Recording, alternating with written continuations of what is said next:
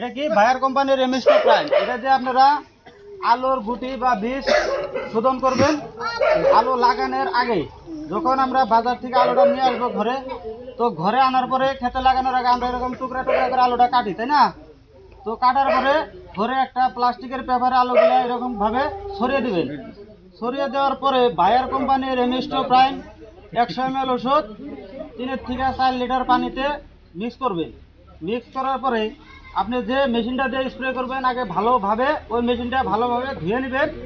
তো ধুয়ে নেওয়ার পর আপনার এই এমএসটো প্রাইমটা আলুর উপরে স্প্রে করে দেবেন সুন্দরভাবে। একবার স্প্রে করার পর আবার আলুটা এরকম ভাবে মানে উল্টে দিবেন। তো উল্টে দেওয়ার পর আবার স্প্রে করবেন, আমি দেখিয়ে দিচ্ছি। তো এমএসটো প্রাইম 100 ml দিয়ে আপনারা 3 বিঘে জায়গার আলু শোধন করতে পারবেন। 3 বিঘে মোটামুটি আপনার 900 থেকে 1000 কেজি আলু শোধন করবার পারবেন। এই জায়গায় আলু রাখা আছে।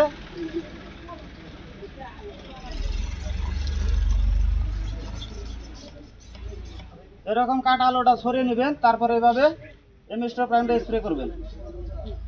তারপর আবার আলুটা অল্প এই নাড়াচাড়া দিয়ে আবার অল্প স্প্রে করে বাস এভাবে রেখে দিবেন। 3-4 ঘন্টা রাখলে পরে আপনার আলুটা শুকিয়ে যাবে। তারপরে আপনার ক্ষেতে নিয়ে লাগিয়ে দিবেন।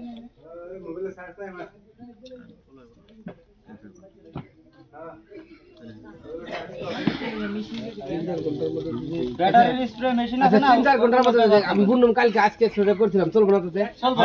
আপনি যদি মনে করলেন যে আজকে আপনি আলুটা কাটলেন, কাটার পরে শোধন করলেন আলুটা, ঠিক আছে?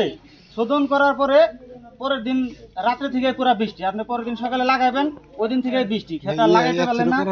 এইভাবে আলু রাখলে আপনি কোনো আলু পচবে না, আলু সব ঠিকই থাকবে। মোটামুটি 10-15-20 দিন পরেও যদি খেত লাগান আগের মতোই হবো, কোনো অসুবিধা নাই। ঠিক আছে। আর আলুটা কিন্তু এরকম ভিজা আলু কোনো সময় খেতে লাগাবেন না, হচ্ছে যে খেতে নিয়ে লাগাইতেছেন এরকম ভিজা আলু কিন্তু লাগানো চলবে না। তো আলুর এরকম আলুর যেটা শরীর এটা শুকানোর পরে তারপরে নিয়ে খেতে লাগাবেন, ঠিক আছে?